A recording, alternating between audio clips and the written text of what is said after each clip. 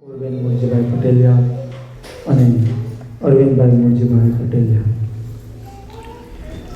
એમના આત્માની શાંતિ માટે પટેલિયા પરિવાર તરફથી આ દિવ્ય કથાનું આયોજન થયું છે.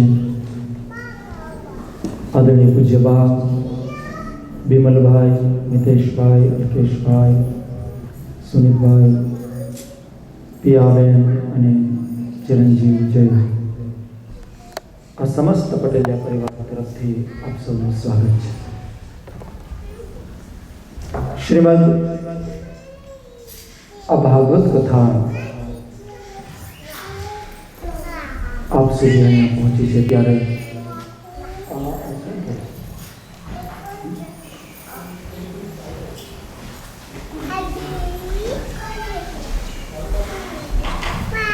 આજે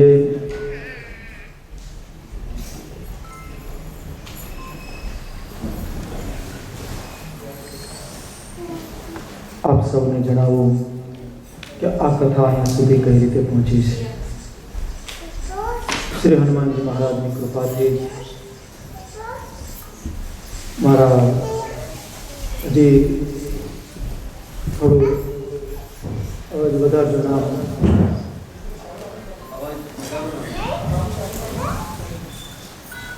અમે બોઈલર રાખીએ, તમે ગોઠવી નહીં. મારા પ્રિય શ્રી મુકેશભાઈ અને ધર્મિષ્ઠાબેન ક્યાંય હનુમાન ચાલીસાનો પાઠ થઈ રહ્યો હતો ત્યાં બંને આવ્યા હતા. સાથે ઈશ્વરભાઈ પણ હતા.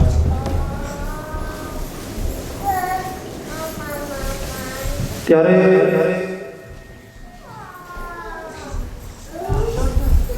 એ હનુમાન ચાલીસાના પાઠમાં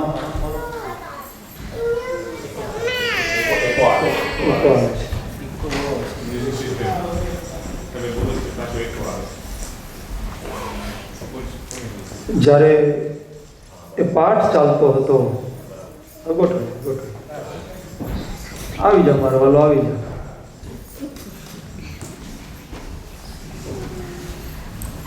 એક જગ્યાએ આ ક્લાસિકલ સંગીતનો કાર્યક્રમ ચાલતો. એ લોકો અડધો પોણો કલાક સુધી બધા ગોઠવે, તાલ મેળવે ને એવું ચાલતું હોય ને. એટલે કોઈ કીધું આ શું કરો તો કે ગોઠવીએ છીએ. એવું છે, પહેલો દિવસ છે. તમે ટેવાઈ જાઓ, હું ટેવાઈ જાઉં, અમારા આ બધા ટેવાઈ જાય. અમારા ભૂદેવો મારી સાથે ટેવાયેલા છે. એ અમારા વિદ્વાન પુરુષો છે. વિનોદભાઈ પણ તમારે ટેવાવાનું છે. આ ભાગજો મારા બાપ, 7 દિવસનું કામ છે.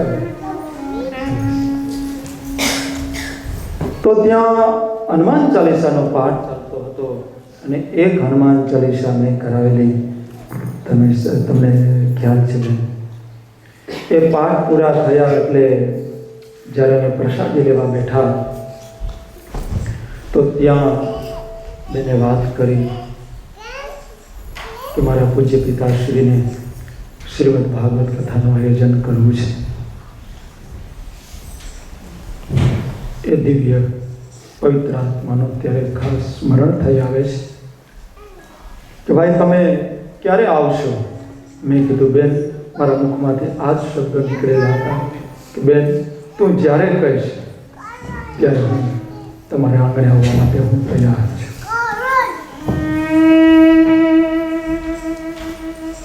એ પૂજ્ય પિતા શ્રી સ્વર્ગસ્થ શ્રી કરશનદાસભાઈ, જેમની હયાતીમાં જ શ્રીમદ ભાગવત કથાનો આ શુભ સંકલ્પ લેવાયો. એ યાત્રા થોડી આગળ ચાલી. બાપ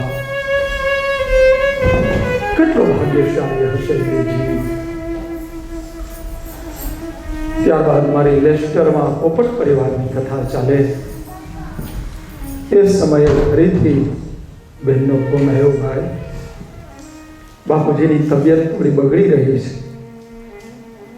મને જોઈએ છે કે જેમ બને તેમ જલ્દીથી કથાનું આયોજન થાય. મારા પૂજ્ય પિતાશ્રીની હયાતીમાં જ કથા થાય. પણ બેનને જે તારીખો જોઈતી હતી એ જ તારીખો હું સિદ્ધાશ્રમ શક્તિપીઠમાં આપી ચૂક્યો હતો. છતાં મેં કીધું, બેન, જો તમારી તૈયારી હોય ને તો સવારના ભાગમાં હું સિદ્ધાશ્રમમાં કથા કરીશ અને બપોર પછી પૂજ્ય બાપુજીને કથા હું સંભળાવીશ.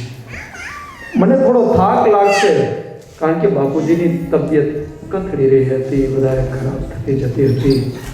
કોઈ વાંધો નહીં, કદાચ ઇતિહાસમાં એવું પહેલી વખત બનશે કે 7 દિવસમાં જુદી જુદી જગ્યાએ 2 કથા એક સાથે ચાલતી હોય. કોઈ વાંધો નહીં, પરંતુ કુદરતની સામે ઈશ્વરનો ન્યાય આપણે સૌએ સ્વીકારવાનો રહ્યો. જાતસ્ય હિ ધ્રુવ મૃત્યુ ધ્રુવમ જન્મ મૃતસ્ય ચ. જે જન્મે છે તે મરે છે, ને મરે છે તે જન્મે છે. એને મરણને કોણ રોકી શકે? ભાવિ પ્રબળ છે. આ બધી ચર્ચાઓ ચાલતી હતી. એ જ સમયમાં પૂજ્ય પિતાશ્રી દિવંગત થયા. મને કહેવા દો, ભાગવતજીની સાક્ષીએ, મારા પરિવારજનો, પટેલના પરિવારજનો, ભલે એમની હાજરીમાં કથા ન થઈ, પણ શુભ કથાનો સંકલ્પ થયો છે ને, તો એ દિવ્ય પવિત્ર આત્માને પરમ મુક્તિ પ્રાપ્ત થઈ છે. આ ભાગવત શાસ્ત્ર. મારા મા બાપ, હંમેશા હું કહેતો આવ્યો છું અને કહેતો જ રહીશ, કથા થાય અને પછી પિતરો તરે તો એમાં મારો ભાગવતનો કોઈ મહિમા નથી. એમાં શું આશ્ચર્ય છે બાપ? દવા લે અને પછી બીમારી જાય, એ કઈ મોટું આશ્ચર્ય નથી. આશ્ચર્ય તો એ છે કે શ્રીમદ ભાગવત કથાનો શુભ સંકલ્પ થાય, મનમાં માત્ર એનું પ્રાગટ્ય થાય, ત્યાં જ એના મિત્રો તો પુષ્પ વૃષ્ટિ કરવા લાગે, નૃત્ય કરવા લાગે. ધન્ય છે મારા સંતાનોને, ધન્ય છે મારા પરિવારજનોને. આ જીવતા મુક્તિનું દાન દેનારું પરમ શાસ્ત્ર છે મારા બાબા. વિશ્વાસ સાથે કહેવાનું મન થાય છે, પટેલિયા પરિવારજનો, તમારા બધા જ પિતરો પરમ ગતિને પામી ગયા. હવે તો બાપ 7 દિવસ સુધી આપણી મુક્તિ સી રીતે થાય, આપણું કલ્યાણ સી રીતે થાય, એ શ્રીમદ ભાગવતજીથી શીખવાનું છે મારા બાપા.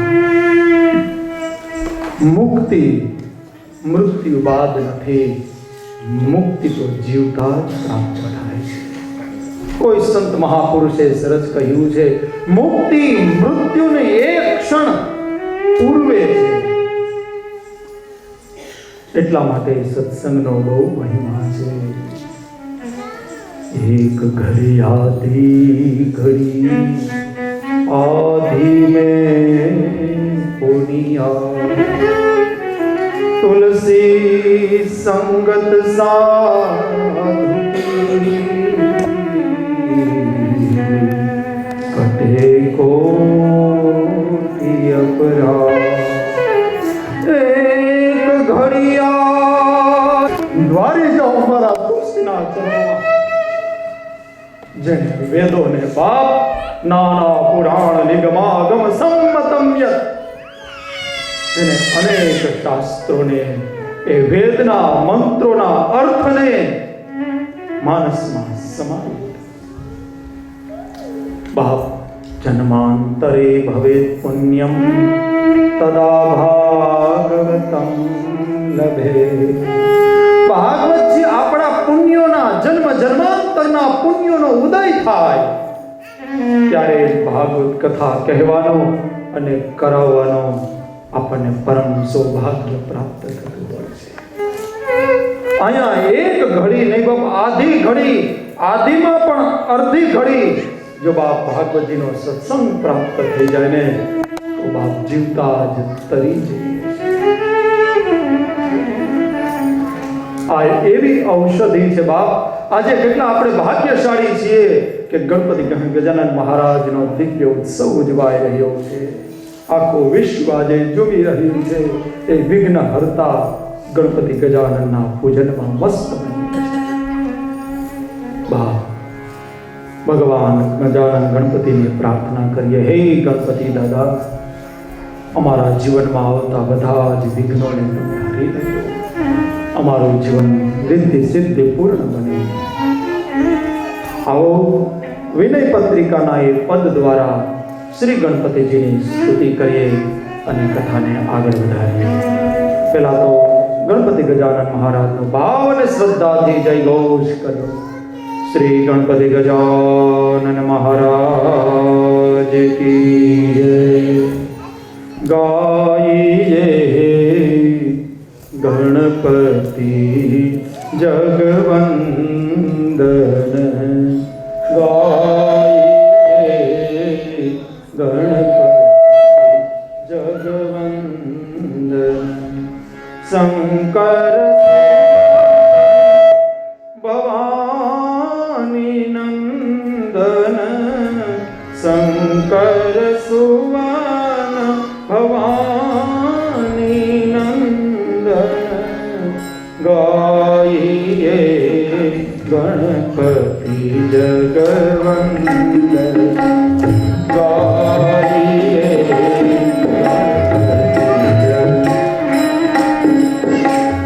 સિદ્ધિ સદન ગજવદન વિનાયક, સિદ્ધિ સદન ગજવદન વિનાયક, કૃપા સિંધુ સંતર સબલાયક, કૃપા સિંધુ સંતર સબલાયક, ગાઈએ ગણપતિ જગવંદન, ગાઈએ ગણપતિ.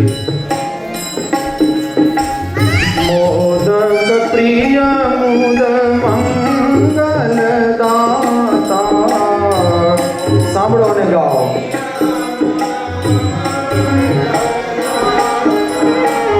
મોદક પ્રિય મુદ મંગલ દાતા,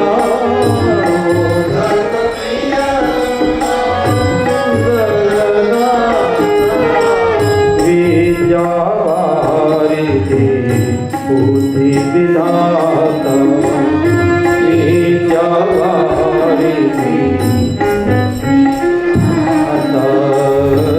ગાઈએ ગણપતિ જગવંદન, ગાઈએ ગણપતિ જગવંદન. માંગત તુલસીદાસ કરજો રે, માંગત તુલસીદાસ કરજો રે, માંગત તુલસીદાસ કરજો રે, માંગત તુલસીદાસ કરજો રે. બસહુ રામ સિય માનસ મોરે, બસહુ રામ સિય માનસ મોરે, ગાઈએ ગણપતિ જગવંદન, ગાઈએ ગણપતિ જગવંદન. જો સુમિરત સિદ્ધિ હોય, ગણનાયક કરિબર વદન, કરો અનુગ્રહ સોઈ, બુદ્ધિ રાશિ શુભ ગુણ સદન. વર્ણાનામર્થ સંકારામ, રસાનામ છંદસામપી, મંગલાનામ ચ કર્તારો, વંદે વાણી વિનાયક. જય ગણેશ જય ગણેશ જય ગણેશ દેવ.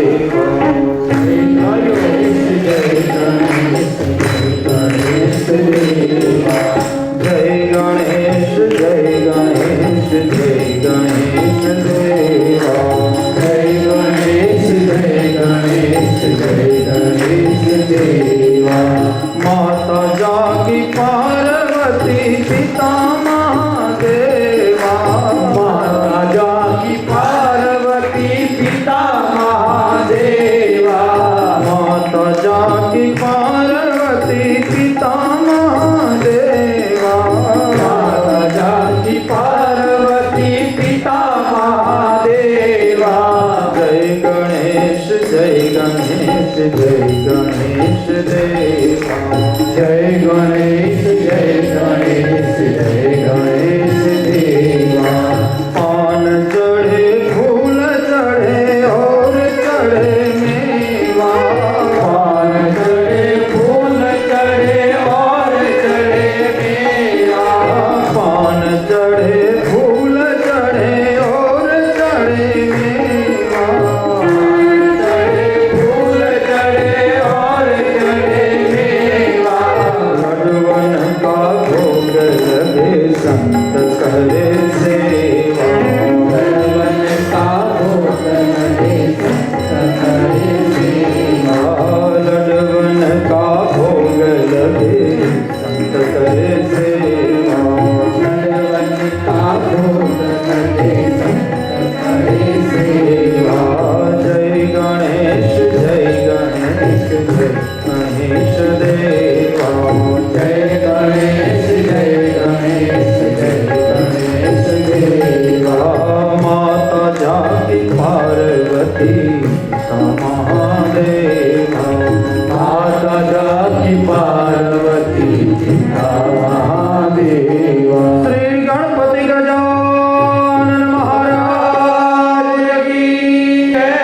सिद्धि विनायक भगवान की जय। लंबोदर भगवान की जय। એ પાવન પર્વમાં શ્રીમદ ભાગવત કથાનું આયોજન થયું છે. તો બાપ, શ્રીમદ ભાગવત એવી ઔષધિ છે, એવું શાસ્ત્ર છે કે જે લીધા પછી આપણો ભવરોગ દૂર થાય છે. આજે વચ્ચે વચ્ચે જરાક ગાય રાખે ને તો જરાક આમ ટેવાઈ જાય, ગોઠવાઈ જાય. આપણે તો ગોઠવવાનું કામ છે ને ભાઈ. આપણે આપણું ચોખ્ઠું નથી બનાવવું, આપણે જે ચોખ્ઠું છે ને એમાં ગોઠવાઈ જવું છે. આપણું ચોખ્ઠું બનાવવા જાય તો હવે કંઈ માપ લાગે નથી. હવે જે છે એમાં બેસી જવાનું. લાંબુ હોય તો દરજી પાસે ટૂંકું કરાવવાનું, ટૂંકું હોય તો જરાક હંકડાશ કરીને બેસી જવાનું. દે બરાબર એમ. ચાલુ રાખ. વાહ, ધન્યવાદ. પેલી વખત બને પેલા ફેરામાં બીક બહુ લાગે, પછી બીજે ત્રીજે ચોથે ફેરે બહુ ધીરે ધીરે બીક ઉઠતી જાય. કેમ હશે, શું થશે, બીક લાગે. બાપ, જ્યાં સુધી તમારો અને મારો સવાલ છે બાપ, આપણને સૌને બાપ એક ભયંકર રોગ લાગુ પડ્યો છે અને એ રોગનું નામ છે ભવરોગ. અને શ્રીમદ ભાગવત એ ભવરોગને દૂર કરનારી ઔષધિ છે. આ ભવરોગ જે લાગુ થયો છે એ બીજો કોઈ દવાથી એમાં કઈ સારું તંદુરસ્તી પ્રાપ્ત થઈ શકે એમ નથી. એક શ્રીમદ ભાગવત એવું શાસ્ત્ર છે જે ભવરોગને દૂર કરનારું છે. કેવી છે? ભવૌષધ શ્રોત્ર મનોધીરા. દસમ સ્કંદના પ્રારંભમાં રાજા પરીક્ષિત કહે છે કે હે સદગુરુદેવ, આ ભાગવત કેવું છે? ભવરૂપી જે રોગ લાગુ પડ્યો છે એ રોગને દૂર કરનારી આ પરમ ઔષધિ છે, દવા છે. પણ દવા ગમે તેટલી સારી હોય, પણ એ દવા દેનારો સારો ન હોય તો? દવા ઉત્તમ દવા છે, જો એ દવા બરાબર આપવા વાળો વૈદ જ સારો ન હોય તો? જો 3 વ્યક્તિ સારા ન હોય ને તો ધર્મને, શરીરને અને બાપ બહુ મોટું નુકસાન થયું છે અને રાજ્યને સુંદરકાંડમાં તુલસીદાસજી મહારાજ કહે સચિવ વેદ ગુરુતિ જો પ્રિય બોલહી ભયા કોઈ આશાને લઈને અને જો પ્રિય બોલે કોણ સચિવ વેદ ગુરુતિ જો સચિવ એક સચિવ કોઈ આશને લઈને કોઈ ગાયકીને લઈને ખોટું બોલે તો સચિવ વૈદ અને વૈદ ડોક્ટર ડાયાબિટીસ થઈ હોય ડોક્ટર પાસે જઈ લે આ 100 પાઉન્ડ લઈ લે પણ તારા મોઢેથી મને એમ કહી દે કે મને ડાયાબિટીસ નથી અને કદાચ આપણા એ 100 પાઉન્ડ લઈ અને આપણને એમ કહી દે કે ભાઈ તને ડાયાબિટીસ નથી સચિવ વૈદ ગુરુતિ જો ગુરુ શિષ્ય ગમે તેટલો ખરાબ રસ્તે જઈ રહ્યો હોય અને ગુરુ એને રોકે નહીં એના પ્રલોભનમાં આવી જાય અને શિષ્યને જતો અટકાવે નહીં અને કદાચ ગુરુને એવો ભય લાગે કે હું આને ખરાબ રસ્તે જતા અટકાવીશ મારી કંઠી કાઢી નાખશે અને મને મોટી દક્ષિણા નહીં આપે તો આવો ભય આવી આશ ગુરુમાં હોય વૈદમાં હોય અને સચિવમાં હોય સચિવ વૈદ ગુરુતિ જો પ્રિય બોલહી ભયા રાજ ધર્મ તનતી કર હોઈ બે ગઈ નાશ સચિવ ખોટું બોલે તો રાજ્યનો નાશ થાય રાજ્યનો વિનાશ થાય એટલા માટે અમારો વિભીષણ મહારાજ લત ખાઈને દૂર થઈ જવાનું પસંદ કરે છે પરંતુ અસત્ય ભાષણ નથી કરતો અમારો મહાભારતનો વિદુર સ્વયં ધનુર્દ્વાર વિધા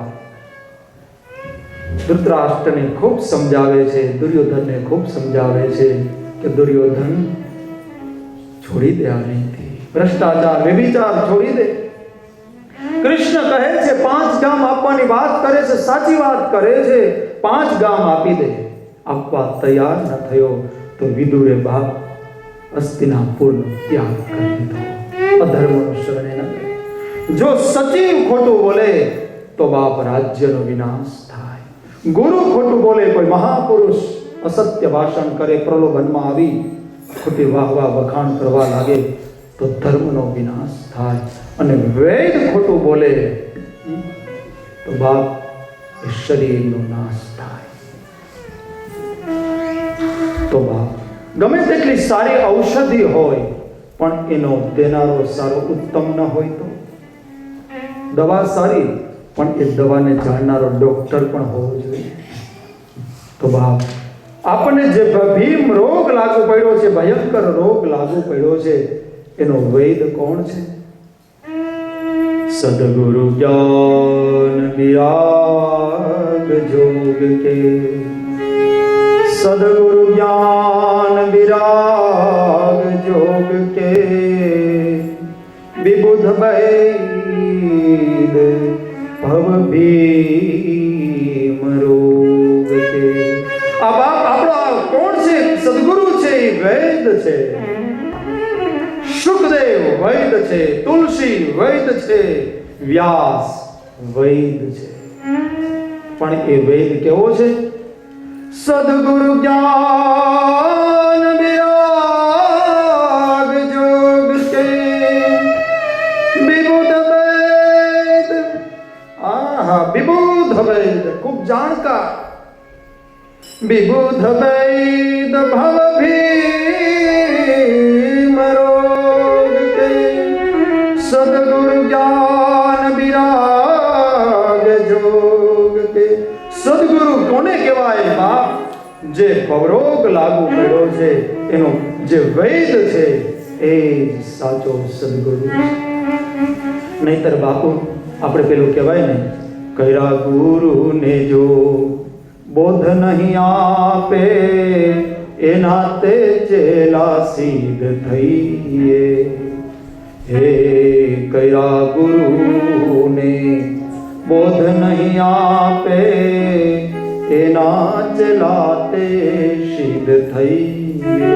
તો બાપા શ્રીમદ ભાગવતી બહુરૂપી ઔષધિ છે, અને એ ઔષધિનો દેનારો વિભૂત વૈદ શ્રી સુખદેવજી મહારાજ જેવા સમર્થ સદગુરુ છે. એ છે આ શ્રીમદ ભાગવત. સંકલ્પ થતાની સાથે જ મારા મા બાપ પિતરો તો તરી ગયા.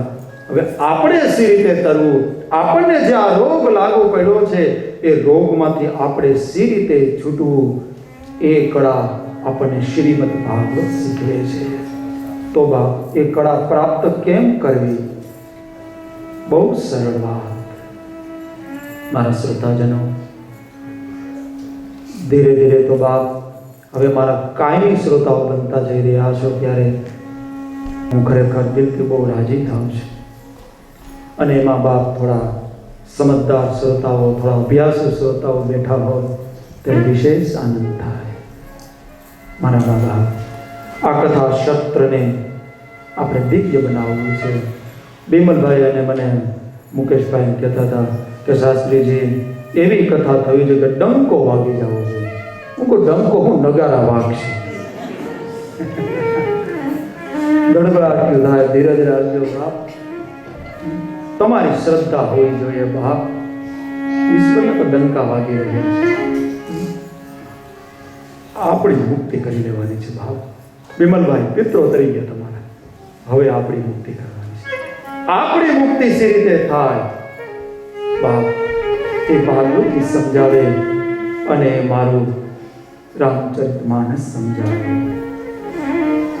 જો સુનત ગાવત કહત સમજત પરમ પદ નર પાવી. જો સુનત ગાવત કહત સમજત પરમ પદ નર પાવી. રઘુવીર પર પાથો જ મધુકર દાસ તુલસી જો સુનત ગાવત કહત સમજત પરમ પદ પાવી. મારા શ્રોતા મિત્રો, પટેલિયા પરિવારજનો, આમંત્રિત જનો, 4 વર્ષ બિમલભાઈ જીવનમાં આવી જાય ને તો જીવતા જ મુક્તિ થઈ જાય. બહુ સરળ મુક્તિ. મુક્તિ બહુ કઠણ નથી, કઠિન છે જીવન જીવવું કઠિન છે. મુક્તિ બહુ સરળ છે મારા મા બાપ. બહુ સરળ એટલે એનાથી વિશેષ બીજું કોઈ સરળ હોય ના શકે. આટલી સરળ. આપણે તો જે સરળ હતું ને એને જ અઘરું બહુ કરીને અને એવા ગોટાળે આપણને ચડાવ્યા, એવા ગોટાળે ચડાવ્યા કે મુક્તિ મુક્તિ તો આપણે તે કીધું હું એવું ભયંકર કહીએ. એટલા બધા આપણે ડરી રહ્યા છીએ કે આપણને મર્યા પછી પણ મુક્તિ થશે કે નહીં થાય એમાંય શંકા. ઘણા તો ત્યાં સુધી શંકા કરી કે ભાગવત કથા થઈ ગયા પછી અમારા પિત્રોની મુક્તિ થઈ ખબર કેમ પડે. મેં કીધું થોડી ઘણી તને જો મુક્તિ થઈ હોય ને તો તારા પિત્રોને હંમેશા મુક્તિ થઈ. મારા બાબા, મુક્તિ બહુ સરળ છે. જે સરળ વસ્તુ હતી ને એને બહુ અઘરી કરી દેવામાં આવી છે. એટલા માટે આપણે મુક્તિથી ને મોક્ષથી બહુ દૂર ચાલ્યા ગયા બાપ. એક છોકરો નિશાળે ગયો એટલે એને સાહેબે ભણાવ્યું કે બેટા 8 ને 1 9. છોકરો ઘરે આવ્યો. બીજે દિવસે ઘરે નિશાળે ગયો, સાહેબે ભણાવ્યો બેટા 4 ને 5 9. ત્રીજે દિવસે ઘરે, બીજે દિવસે ઘરે આવી, ત્રીજે દિવસે પાછો સ્કૂલે ગયો, સાહેબે ભણાવ્યું 6 ને 3 9. ઘરે આવ્યો.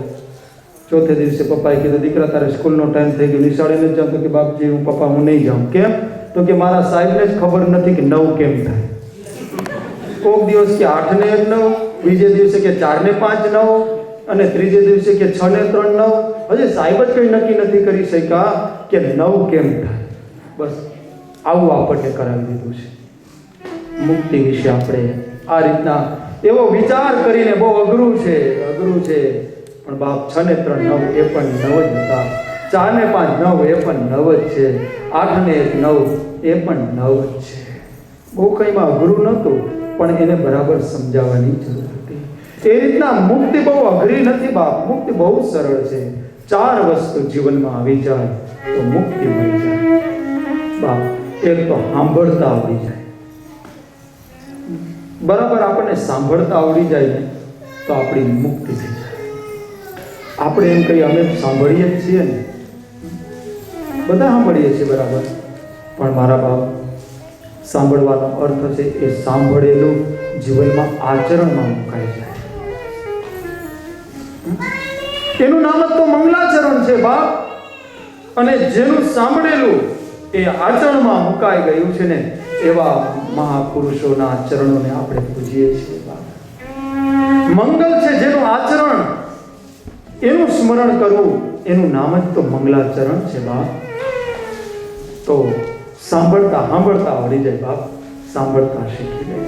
અને એ સાંભળેલું યથા કિંચિત જીવનમાં બાપ આચરણમાં મુકાઈ જાય તો બાપ સુનત સાંભળવા માત્રથી મુક્તિ. તો જો બાપ આનાથી વિશેષ કોઈ સરળ હોઈ શકે? આપણે બરાબર સાંભળી લઈએ તો મુક્તિ. હવે આપણે તો કેટલી બધી કથાઓ સાંભળી લીધી એટલે આપણે તો હવે બીવાની જરૂર જ નથી. બીવાની જરૂર છે વક્તાઓએ, કે વક્તાઓએ કથા બહુ ઓછી સાંભળી હોય, બાકી શ્રોતાઓએ ડરવાની જરૂર નથી. બહુ કથા સાંભળી લીધી બાપ. સુનત સાંભળવા માત્રથી મુક્તિ. ગાવત ગાયન કરે બાપ.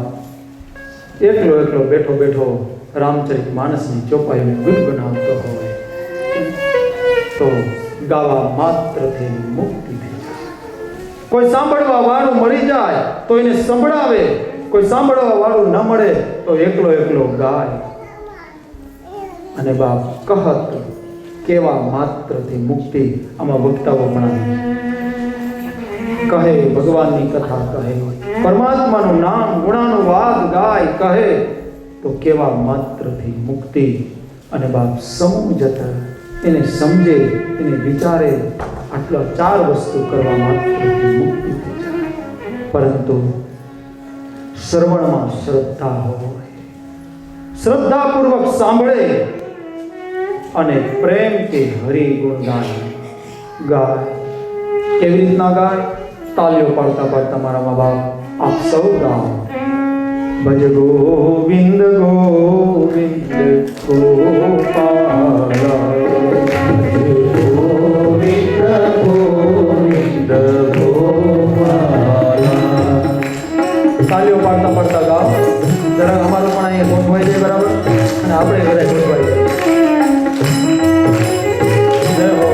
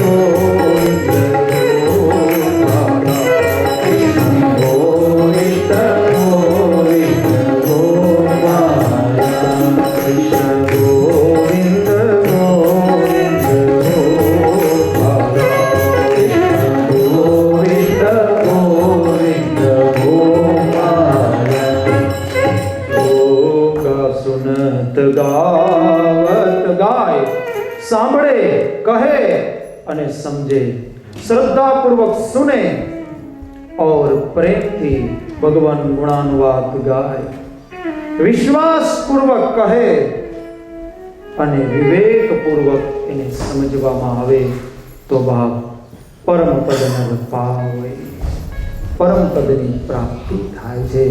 એમ તુલસી કહે તો મારું ભાગવત શું કહે? શ્રીમદ ભાગવતમ પુરાણ તિલકમ. જો ભાગવત અને રામચરિત માનસ છે ને, એ એવા બે એવા ગ્રંથો છે ને કે બે એકબીજાની પરિભાષા હોય ને આવું લાગે. તુલસીદાસજીએ તો પહેલા જ સ્પષ્ટ કરી દીધું છે, નાના પુરાણ નિગમાગમ સંમત. એટલે રામચરિત માનસ ની અંદર પુરાણો પણ છે, વેદો પણ છે, એકબીજાનું ભાષાંતર છે. શ્રીમદ ભાગવતમ પુરાણ તિલકમ. શ્રીમદ ભાગવત કેવું છે બા? પુરાણોનું તિલક સમાન છે. શ્રી મહાભારત કેતા શ્રીમદ ભગવદ ગીતા એ સિંદૂર છે. આર્ય નારી જ્યારે શ્રૃંગાર કરે ને બાપ, ત્યારે 3 શ્રૃંગાર જો એ ન કરે ને તો એ અધૂરી ગણાય. શેથામાં સિંદૂર, ગળામાં મંગલસૂત્ર અને લલાટ ઉપર ચાંદલો. આ 3 વસ્તુ ન કરે ને, ગમે તેટલો સુંદર શ્રૃંગાર કર્યો હોય તો એનો એ શ્રૃંગાર, એના આભૂષણો અધૂરું ગણાય. તો રામ એ મહાભારત, શ્રીમદ ભગવદ ગીતા એ ભારતીય સંસ્કૃતિનું સિંદૂર છે, આર્ય નારીનું. રામચરિત માનસ એ આર્ય નારીનું ગળામાં રહેલું મંગલસૂત્ર, એનું સૌભાગ્ય છે. અને શ્રીમદ ભાગવત એ તિલક છે. એટલા માટે વ્યાસ કહે શ્રીમદ ભાગવતમ પુરાણ તિલકમ યદ વૈષ્ણવાનામ ધનમ. વૈષ્ણવોનું આ પરમ ધન છે. પુરાણોનું શ્રીમદ ભાગવત એ તિલક સમાન છે. વૈષ્ણવોનું એ પરમ ધન છે. વૈષ્ણવ માટે કોઈ ધન હોય, શ્રેષ્ઠ ઉત્તમ સંપત્તિ કહે તો કહે શ્રીમદ ભાગવત. યદ વૈષ્ણવાનામ ધનમ યસ્મિન પારમહંસ્યમેવ મમલમ જ્ઞાનમ પરમ ગીયતે યત્ર જ્ઞાન વિરાગ ભક્તિ સહિતમ નૈષ્કર્મ્યમાવિષ્કૃતમ. હવે વ્યાસ કહે તચ્છૃણવન, એને સાંભળવા માત્રથી, તચ્છૃણવન પ્રપઠન, શ્રીમદ ભાગવતને સાંભળે, શ્રીમદ ભાગવતને ગાય, વિચારણ પરો, શ્રીમદ ભાગવતનો વિચાર કરે, વિવેકપૂર્વક એને સમજે, વિચારણ પરો ભક્ત્યા વિમોચે નરઃ. ભક્તિ ભાવ શ્રદ્ધા પૂર્વક સુને, પાઠ કરે, સમજે તો બાપ જીવતા જેની મુક્તિ થઈ જાય. એવું છે બાપ મુક્તિનું દાતા આ મારો શ્રીમદ ભાગવત. શ્રીમદ ભાગવત મારા બાપ એ કોઈ સામાન્ય ગ્રંથ નથી, એ સાક્ષાત શ્રી હરિનું વાંગમય સ્વરૂપ છે. તમે મારા બાપ અહીંયા બેઠા છો ને, એવી શ્રદ્ધાથી, એવી ભાવનાને લઈને બેસજો કે અમારી સામે પ્રત્યક્ષ ઠાકોરજી બિરાજીત છે. જય શ્રીનાથજી બાબાને હવે દર્શન કરવા માટે જાઓ, ડાકોરને, દ્વારકાધીશ, ગોકુળ, મથુરા અને વૃંદાવનમાં જાઓ અને તમારી જે બલવતી શ્રદ્ધા હોય છે એ જ શ્રદ્ધાને લઈને બાપ ખૂબ ભાવ શ્રદ્ધાથી ભાગવતજીની સન્મુખે આવી બાપ બિરાજીત થાય. આ સાક્ષાત શ્રી હરિ બિરાજી રહ્યો છે. આ ગ્રંથ જેના મસ્તક ઉપર આવી જઈને મારા બાબા તેના વાળ જેટલા પાપો હોય ને, પાપો બળી ભસ્મ થઈ જાય. એ દિવ્ય શાસ્ત્ર છે. ભગવાન શ્રી કૃષ્ણ જ્યારે દ્વારકામાં 100 વર્ષની લીલા કરી અને સ્વધામ ગમનની તૈયારી કરે છે, ત્યારે ત્યાં એમનો અંતરંગ સખા ઉદ્ધવજીની પાસે આવીને પૂછે છે કે હે ઠાકોર, હે યોગેશ્વર, આપ સ્વધામ ગમન કરી રહ્યા છો. અત્યાર સુધી લોકો આપને શરણે રહેતા અને જીવન ભય મુક્ત બનાવ્યું. ઠાકોર, આપ સ્વધામ પધારશો ત્યારે લોકો વૈષ્ણવો કોને શરણે જશે? કોનો આશ્રય કરશે બાપ? દેવતાઓની પ્રાર્થનાને લઈને આપ પધારો છો અને દેવ કાર્ય કરી આપ પુનશ્ચ સ્વધામ પધારી રહ્યા છો. ઠાકોર, હવે અમે કોને શરણે? ત્યાં તો મારો ઠાકોર યોગેશ્વર કહે છે કે હે ઉદ્ધવ, સાંભળો, મારામાં રહેલું મારી પરમ શક્તિ, મારું પરમ જ્ઞાન, મારી ભક્તિ, મારું કર્મ, મારું તેજ, મારું સામર્થ્ય, હે ઉદ્ધવ, હું શ્રીમદ ભાગવતની અંદર પધરાવું છું. જોતામાં તો ઠાકોર માંથી દિવ્ય તેજ પ્રગટ થયું અને ભાગવતજીની અંદર તેનેયમ વાંગમયી મૂર્તિ પ્રત્યક્ષા વર્તતે. હરે, આ કોઈ સામાન્ય ગ્રંથ નથી, ચોપડો નથી. જો બાપ માત્ર કથાઓ જ ઘણા એમ કહેતા હોય છે કે પુરાણોમાં હું જ ખાલી વાર્તાનો થોથાતો છે. બાપ, માત્ર જો આ પુરાણ માત્ર થોથા જ હોત ને માત્ર વાર્તાઓ જ હોત ને તો બાપ એક વખત બે વખત વંચાર યુગો સુધી એની કથાઓ ન થાય. રામચરિત માનસ માત્ર જો ખાલી કથા જ હોત, માત્ર ખાલી વાર્તા જ હોત, તો આ જને જને ગેહે ગેહે એની ચોપાઈઓ ગવાતી ન હોત. મારા બાબા, રામચરિત માનસ બીજું કોઈ નથી, રામ છે. વેદ, શ્રીમદ ભાગવત સામાન્ય ગ્રંથ નથી, યોગેશ્વર શ્રી કૃષ્ણ છે. જેમ પરમાત્માની અનેક ધાતુઓની મૂર્તિ હોય છે, બાપ તો એ ભાવથી જોઉં છું. તમને તમારી શ્રદ્ધા મુબારક. પથ્થરની મૂર્તિ હોય, માટીની મૂર્તિ હોય, લાકડાની મૂર્તિ હોય, ધાતુની મૂર્તિ હોય, એમ આ અક્ષરની મૂર્તિ છે. ઠાકોર શ્રીનાથજી બાબાનો આ અક્ષર દેહ છે. એટલા માટે તો દ્વાદશાંગો ભગવાન શ્રી હરિના 12 અંગ કલ્પાયેલા છે. તો શ્રીમદ ભાગવતમાં 12 સ્કંદ છે. આગળ જતા આપણે દર્શન કરીશું. એક એક અંગની અંદર શ્રીનાથજી, એક એક સ્કંદમાં શ્રીનાથજી બાબાના એક એક અંગનું દર્શન કરાવવામાં આવ્યું છે. તેનેયમ વાંગમયી મૂર્તિ.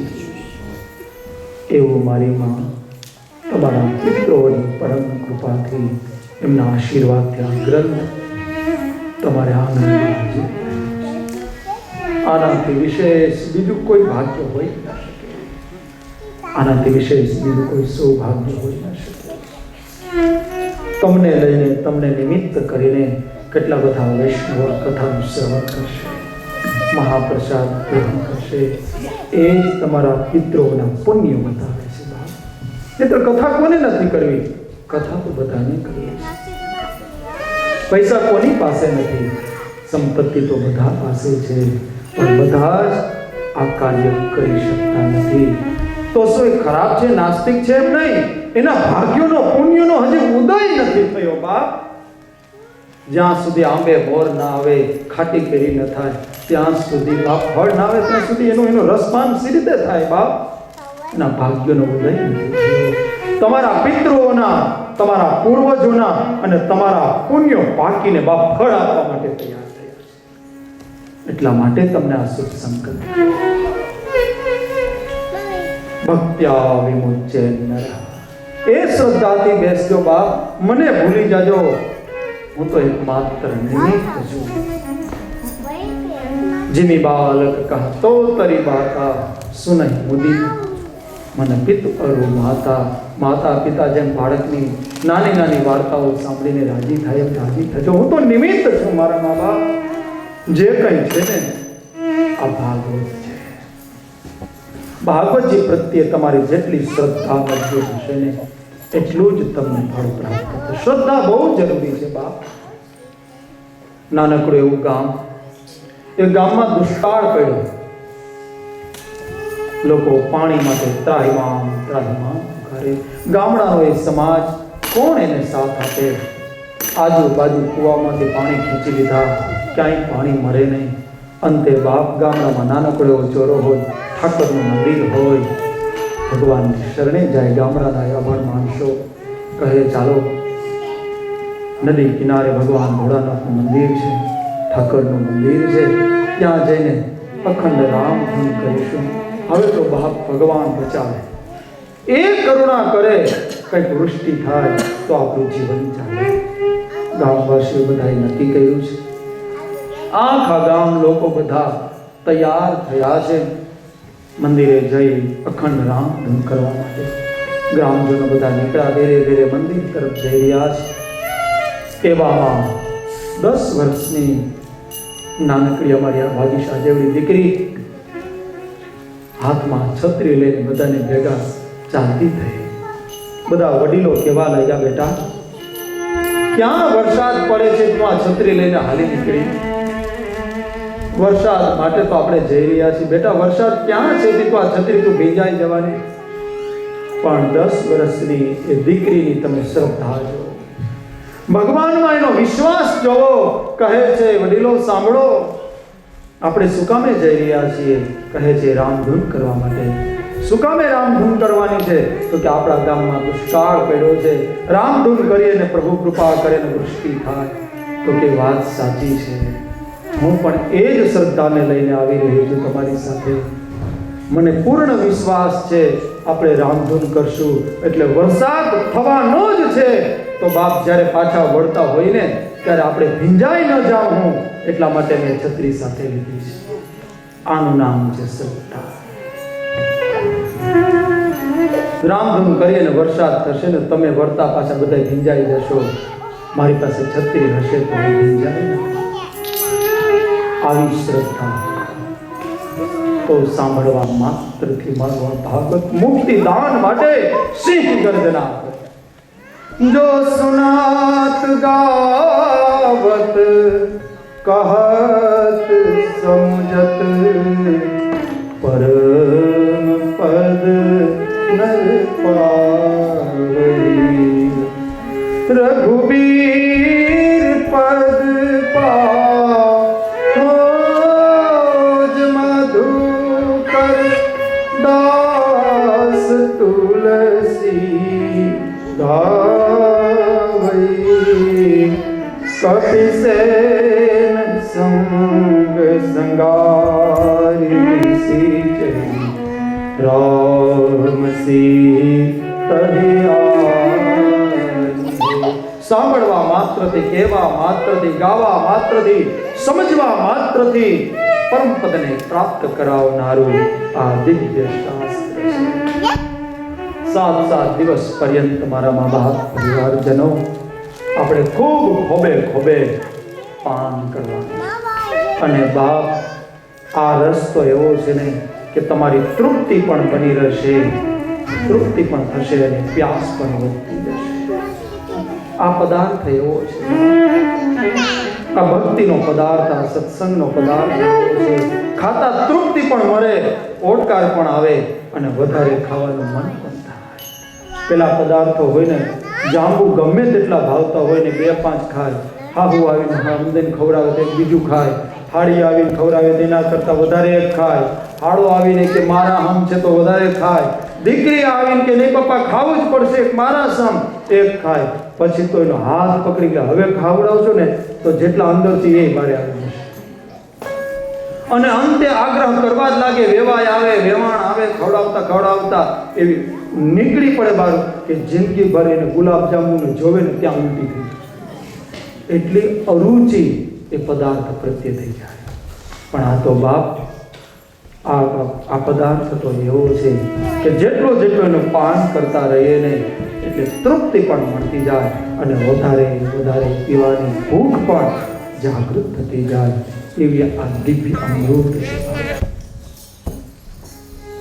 મહાત્મ્યમાં પ્રવેશ કરાવતા લખે છે સચ્ચિદાનંદ રૂપાય વિશ્વોત્પત્યાદિ હેતવે તાપત્રય વિનાશાય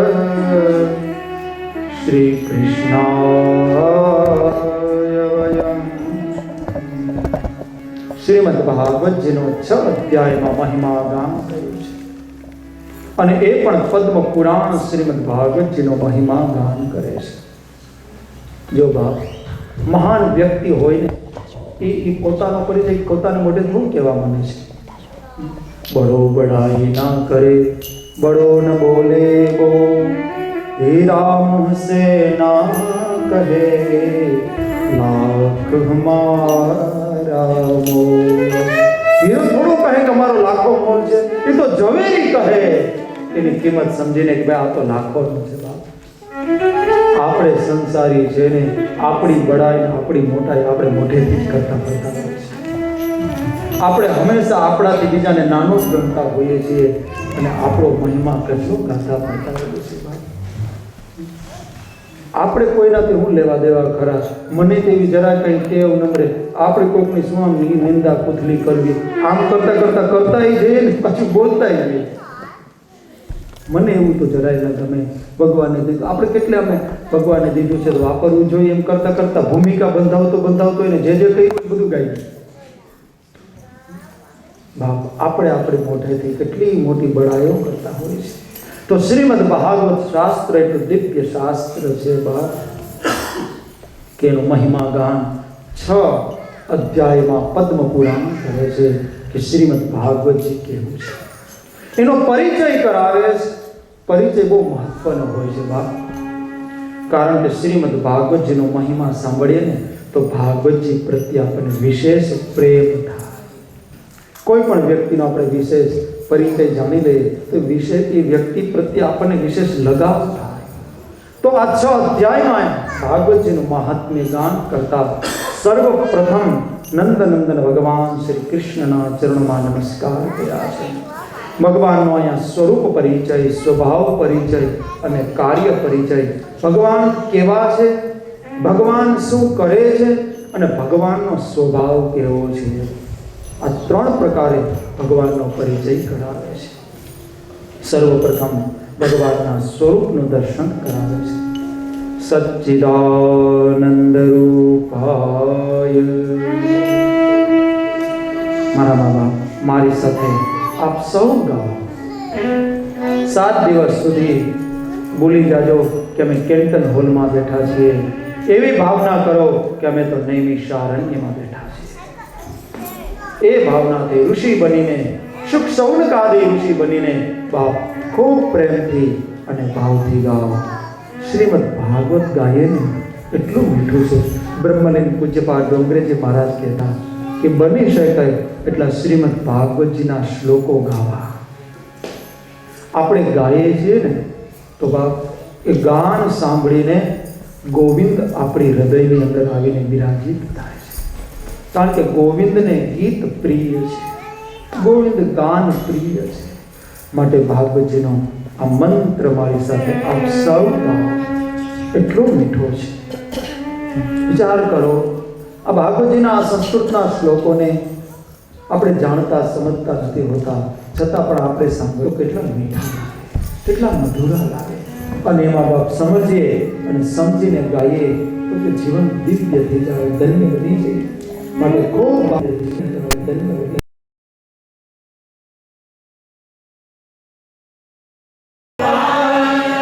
એમ ન ગવાય, આમ ગવાય. જો આપણા લોકોને શીખવાડે. સચ્ચિદાનંદ રૂપાય,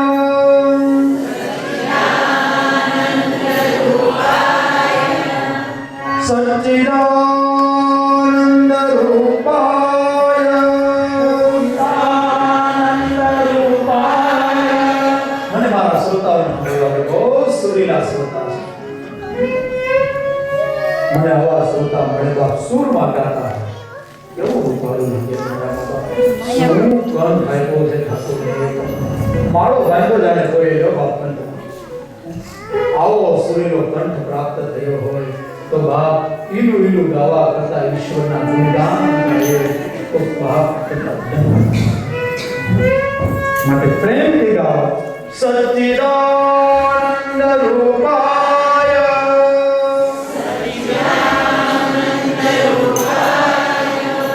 વિશ્વોત્પત્યાદિ હેતવે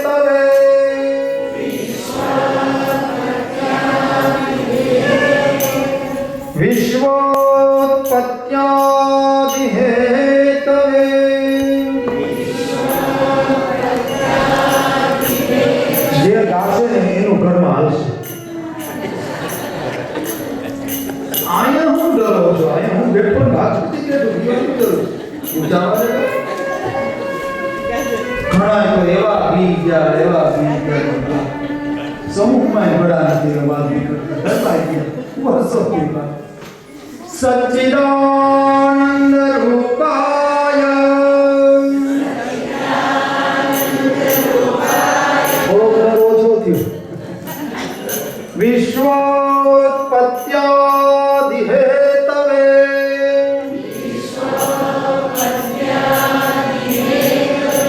તાપત્રય વિનાશાય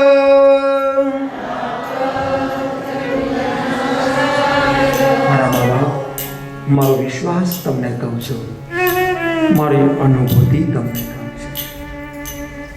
આ શ્લોકને, આ મંત્રોને તમે ગાઈ શકતો તો ગાજો, અને ત્યારે આંખ બંધ કરીને બેસતો ને તો તમને યોગીઓ અને સમાધિમાં જે અનુભવ થાય ને એ જ અનુભવ તમને થશે.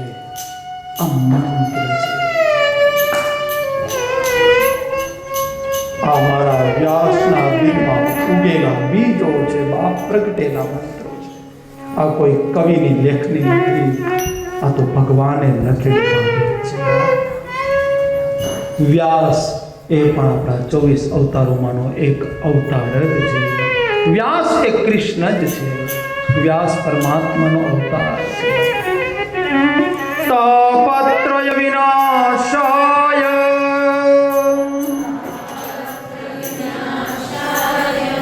શ્રી કૃષ્ણાય વયં નમઃ.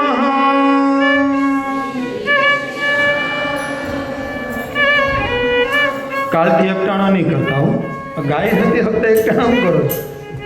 શ્રી કૃષ્ણાય વયં નમઃ.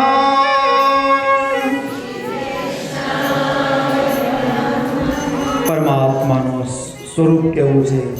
સચ્ચિત અને આનંદ સ્વરૂપ, ચિદાનંદમય દેહ કુમારી. ભગવાનનું સ્વરૂપ કેવું? સત્ય સ્વરૂપ છે, જ્ઞાન સ્વરૂપ છે અને આનંદ સ્વરૂપ છે. બા કથા સાંભળતા સાંભળતા આપણે એમ કહીએ ને કે ભગવાન અમને મળે છે, એ ખબર કેમ પડે? બા કથા સાંભળતા સાંભળતા, સત્સંગ કરતા કરતા, હરિભજન સાધના ઉપાસના કરતા કરતા જીવનમાં સત્ય પ્રગટવા લાગે તો સમજો સત્ય સ્વ પરમાત્માનું મારી અંદર પ્રગટ થઈ ગયું. ધીરે ધીરે ખોટું બોલવાનું મન ન થાય. બહુ થઈ ગયું બા. હવે તો મારા જીવનમાં સત્યમય જીવન જીવવું છે. સાધુ વાણીએ ખૂબ ખોટું બોલી લીધું, અંતે એ સત્યનો પૂજારી થયો, ત્યારે જ એનું જીવન થયું. સત્યની કથા સૌ જાણે. જીવનમાં સત્ય બોલવાનું મન થાય. ગાંધી બાપુ કહે છે ને, મારા સત્યના પ્રયોગ, સત્ય પ્રગટ થાય. જીવનમાં સત્ય પ્રગટે ને એટલે અસત્ય ધીરે ધીરે સત્ય બોલવાનું મન. કદાચ કાંઈ ખોટું બોલવું પડે અથવા તો ખોટું બોલાઈ જાય, આવો પ્રસંગ આવે ને તો દિલમાં એને દુઃખ, રાત્રે ઊંઘ ન આવે કે આજે ખોટું અસત્ય ભાષણ કરી દે. ત્યારે સમજો કે સત્ય સ્વરૂપ પરમાત્માનું મારી અંદર અવતરણ થયું છે. સત્ય એ પરમાત્મા છે, પરમાત્માનું સ્વરૂપ છે. ભગવાન કેવા છે? જ્ઞાન સ્વરૂપ છે. ઘણી વખત તમે જોજો, તમારા પોતાનો અનુભવ છે. ઘણા બેઠા તમારા આ બધા સાહેબ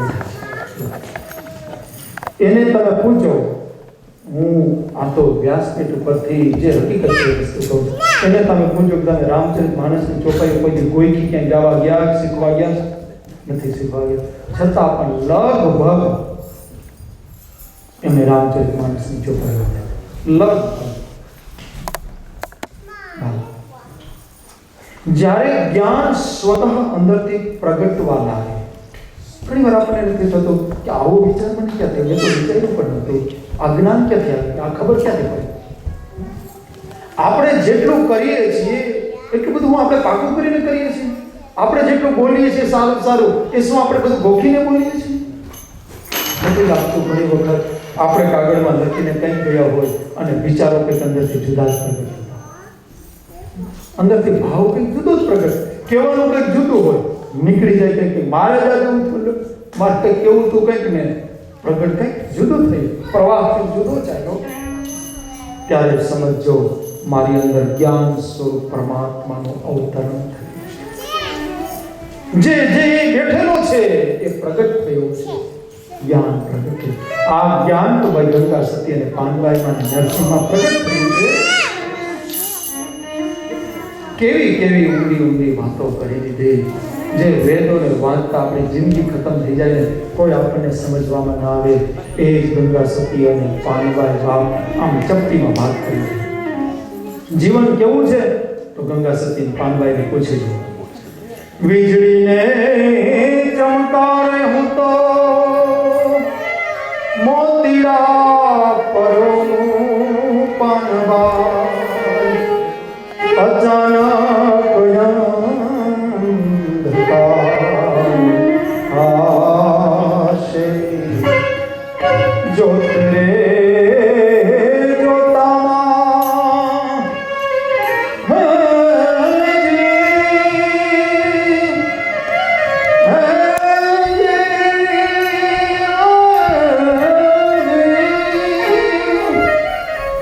જોતે જોતામાં દિવસો વયા જાશે પાનબાઈ, 21,000 ને 600 કાળ ખાશે.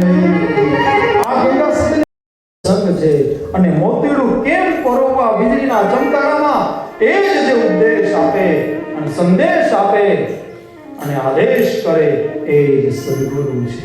બહુ સીધી વાતો મારા બાપા. તો આ જ્ઞાન ગંગા સતીમાં ક્યાંથી પ્રગટ થયું? જ્ઞાન સ્વરૂપ પરમાત્માનું એનું પ્રાગટ્ય. ભગવાન સત્ય સ્વરૂપ છે, પરમાત્મા આનંદ સ્વરૂપ છે.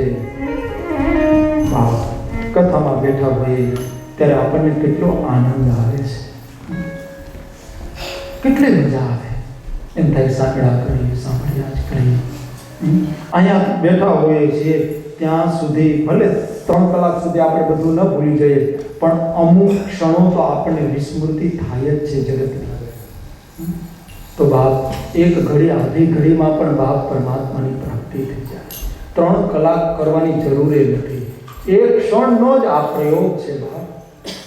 અહીંયા બેઠા હોઈએ છીએ ત્યારે આપણા દુઃખો આપણાથી દૂર નથી થતા મારા બાપ? થાય છે ને? થોડી વાર આપણી ચિંતાઓ જે આપણે ઘેરાયેલા હોય છે, કથા વાર્તામાં જઈએ, મંદિરોમાં જઈએ, કોઈ સંત મહાપુરુષના શરણોમાં જઈએ તો આપણા દુઃખને આપણે ભૂલી જઈએ છીએ. આપણી ચિંતા થોડી વાર તો જરૂર થાય છે, પાછી વળગી જરૂર લે છે, પણ થોડી વાર જરૂર દૂર થાય છે. તો આ 3 કલાક સુધી આપણને આનંદમાં રાખે, મસ્તીમાં રાખે અને બાપ આપણા અશાંત બનેલા ચિત્તને શાંતિનું પ્રદાન કરે. તો આ કંઈ મોટો ફાયદો નથી તો શું બાપ? જે ક્ષણવાર પણ આપણને શાંતિ નથી મળતી, બધું છે પણ શાંતિ નથી. શાંતિ ક્યાં મળે છે? શાંતિ આપણને શ્રી હરિના ચરણોમાં જ મળે છે. મારા મા બાપ, તમે જો ચાહતા હો કે બાપ મને સુખની પ્રાપ્તિ થાય, ચાહો છો ને બધા? આપણે જોઈએ છે, બધાએ ચાહીએ છીએ ને આપણે સુખ મળે. હા તો કયો? જોઈએ છે ને સુખ? જોઈએ, મને જોઈએ છે, તમને જોઈએ છે. એટલા માટે તો બાપ બ્રાહ્મણનો આશીર્વાદ આપે તો એટલું બધું. સર્વેત્ર સુખિનઃ સંતુ, સર્વે સંતુ નિરામયા, સર્વે ભદ્રાણિ પશ્યન્તુ, મા કશ્ચિત દુઃખ ભાગ ભવેત. તો બાપ આપણને સુખ જોઈએ છે, બરાબર? એક વસ્તુ પાકી થઈ ગઈ, આપણને શાંતિ જોઈએ છે અને સુખ જોઈએ છે. બીજો પ્રશ્ન, એ સુખ આજે હોય અને કાલે ન હોય આવું જોઈએ છે કે આજે પણ હોય કાલે પણ હોય આવું સુખ જોઈએ છે? આપણને ખપે છે સુખ, આજે જે સુખ છે એવું જ સુખ કાલે પણ હોય, બરાબર છે ને?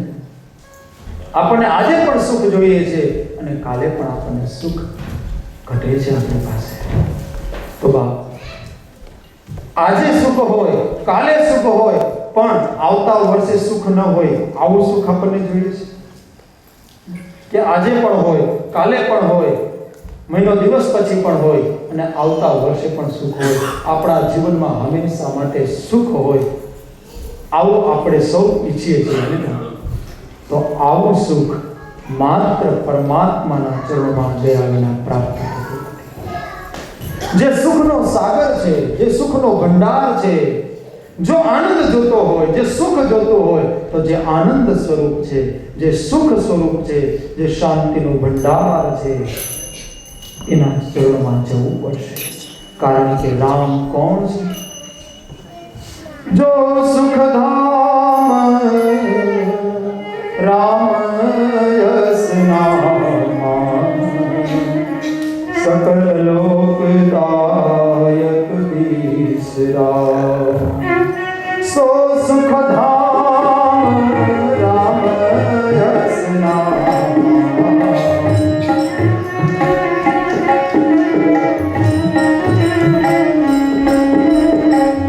जो आनंद सिंधु सुख राशि सी करते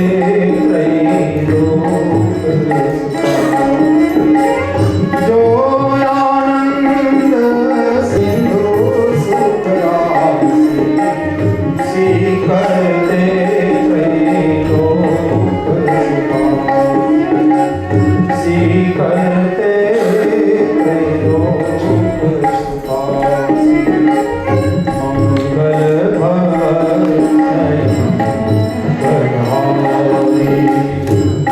मंगल जानी चौपाई आप सौ गाओ.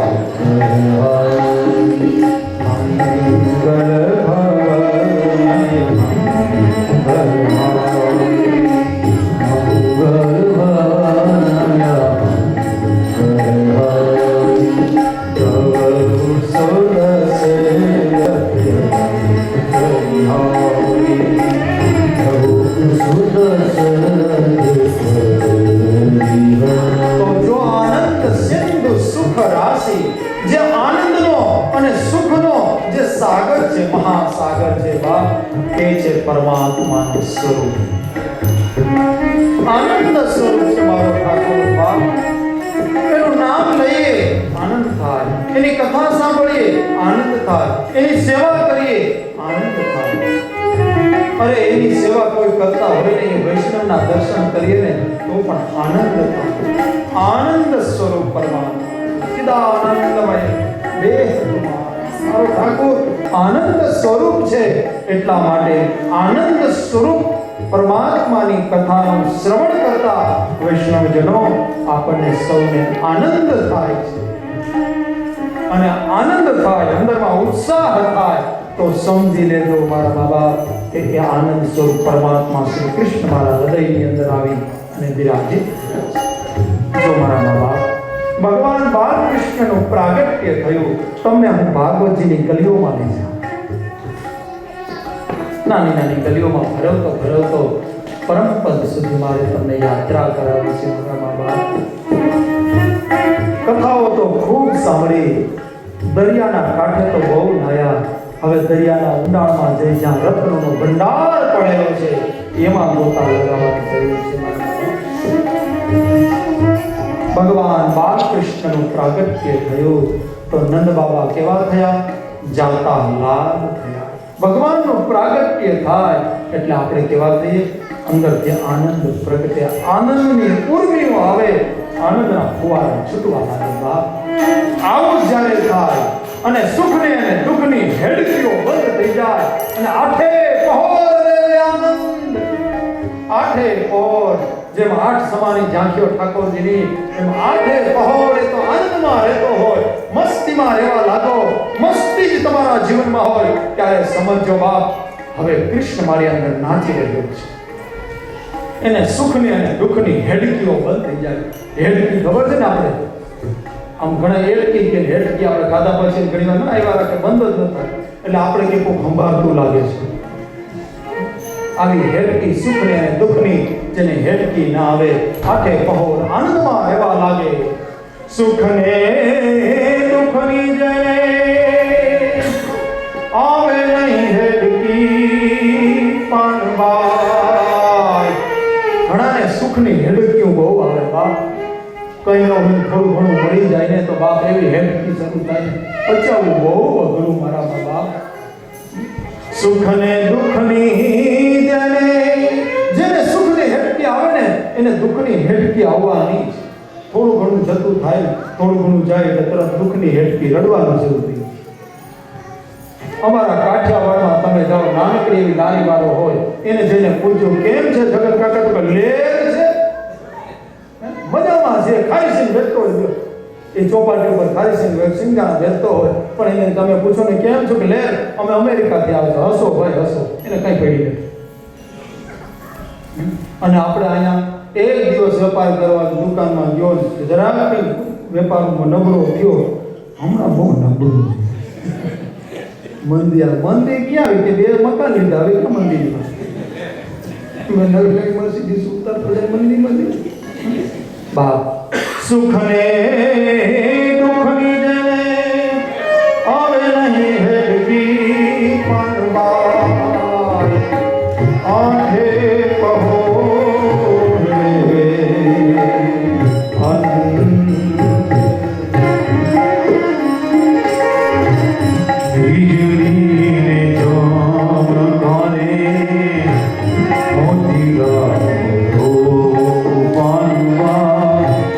અચાનક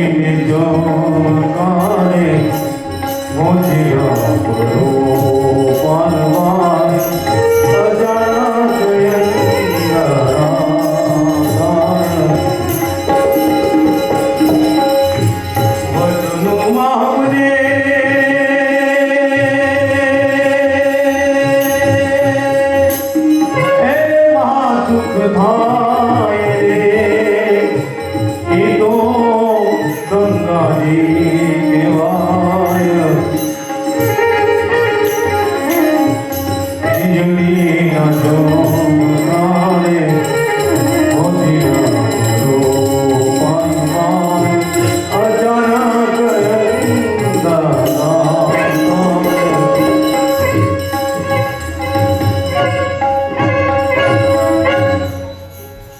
પરમાત્મા આનંદ સ્વરૂપ છે. જેને સુખને અને દુઃખની હેડકી ના આવે, આઠે પહોર જે આનંદમાં રહેવા લાગો તો સમજો આનંદ સ્વરૂપ શ્રી કૃષ્ણ પરમાત્મા અમારી અંદર આવીને વિરાજિત થયા છે. પરમાત્માનું સ્વરૂપ છે સત્ય સ્વરૂપ, આનંદ સ્વરૂપ અને જ્ઞાન સ્વરૂપ ઠાકોરજીનું પરમાત્માનું આ સ્વરૂપ છે. એ જ સ્વરૂપનો અંશ આ જીવ છે. આ જીવની અંદર એ અજ્ઞાનીપણું, એ દંભીપણું, એ અજ્ઞાનીપણું અને એ વિશાળપણું ક્યાંથી વ્યાપી ગયું? એ અસત્ય રહ્યો આપણી અંદર અને બાપ અસત્ય પ્રગટ થયો. એ જ્ઞાન ઘુસાયો અને આપણી અંદર અજ્ઞાનનો અંધકાર આપણને વ્યાપી ગયો. એ આનંદ ગયો અને આપણા જીવન અને મન વિશાળ થયા ગયા. એવું તે શું થયું કે જે સત્ય આપણી અંદર હતું, જ્ઞાન, આનંદ હતો, એ બધું ક્યાં ગયું? શું થયું આ જીવને મારામાં? આ એ જ ગંગોત્રીથી પ્રગટ થયેલી ગંગાનો જ અંશ, એનો જ આ ગુંદ. ગંગાને એ પાવનતા પેલા ગુંદમાં ક્યાં ગયું? કેમ ખોવાય? ઈશ્વરયંસ જીવય વિનાશી.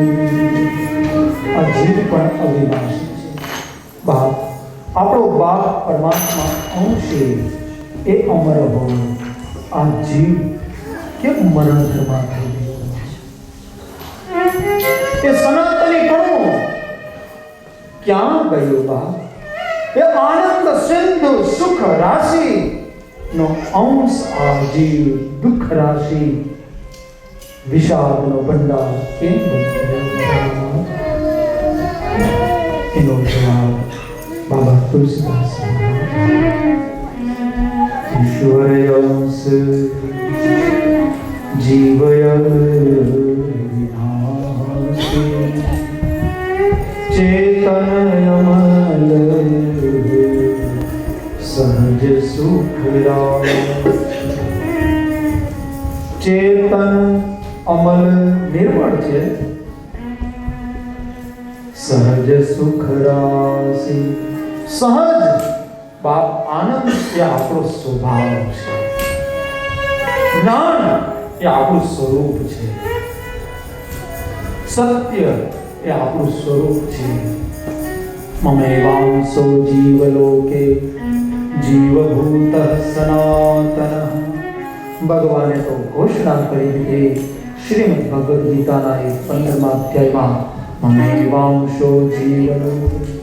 આ જીવ છે, હે જીવ તું મારો અંશ છો. વિચાર, જેમ બાપ દીકરાને કહે, હે દીકરા, તો વિચાર તો ખરી તું કોનો દીકરો છે?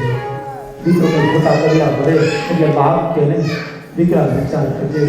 આટલું જરૂર ધ્યાન રાખજે, તારા વડવાઓને નામને યાદ રાખી કે તું કોના કુળમાં ઉત્પન્ન થઈ છે. બાપ મંદોદરી રાવણને કહેતી, પલોષ્ટ કુલોત્પન્ન છો નાથ. વિચારો તો ખરી તમારું કુળ ઋષિ કુળનું સંતાન છો મારા સ્વામીનાથ. છતાં પણ ન માન્યું. ઈશ્વર કહે છે જીવને, હે જીવ, આ કૃષ્ણની કરુણા બોલે છે. ગીતા એ કૃષ્ણની કરુણા છે. અર્જુનને નિમિત્ત બનાવીને જગતને આ જગદીશે બાપ અમોઘ જ્ઞાન. અર્જુનને તે નિમિત્ત બનાવ્યો. ગીતા ગાય છે તો મારા મા બાપ આપણા માટે કૃષ્ણ ગીતા ગાય છે.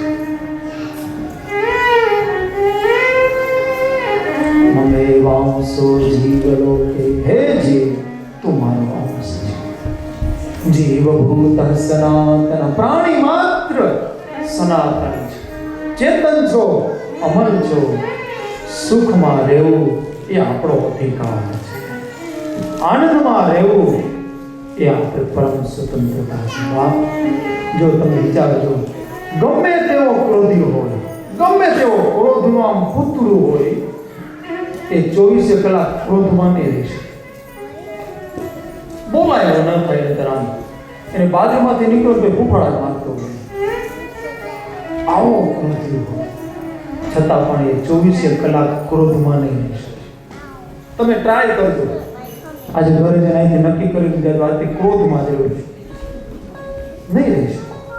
થોડી વાર આવશે એટલે પાછું ભૂલાય જાય, મારે તો કહેવાનું ભૂલાઈ ગયું. કારણ કે ક્રોધ એ આપણો સ્વભાવ નથી.